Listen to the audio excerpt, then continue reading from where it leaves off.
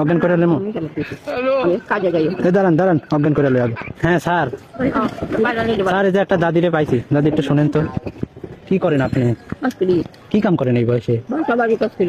পারেন? কি করলাম? আমি তো একটা জিনিস নিয়ে আইছি বুঝছেন, তাহলে তার কাজ কম করে খাওয়া লাগতেছে না আপনার। বুদ্ধি একটা দিমুনি কন।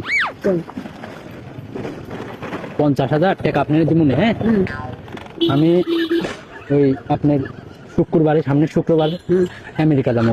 ওই আমার ওই একটা কিডনি বেচছি, 10 লাখ টাকা হয়েছে। আর একটা কিডনি কি আপনি দিবেন? আমি দিতাম। আর একটা দিলেন, আমি আপনার 50,000 টাকা দিতাম। চিন্তা ভাবনা করেন। আমি আগে কোনদিন জানাম না, কোনদিন ভাই হইলে আজকে আমার লগে মেডিকেলে যাইবেন, নিয়ে আসবো। কে যেতেছেন না, নগদ তো জোর আমার চল গেল না। আর মেডিকেলে গেলে সুস্থ করে দিব।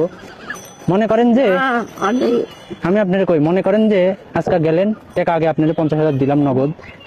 নগদ দিলে তারপরে আপনি 22 টাকাটা রাখা গেলেন আমার লগে। বুদ্ধি তো কি কন? বুদ্ধি বুদ্ধি করবো।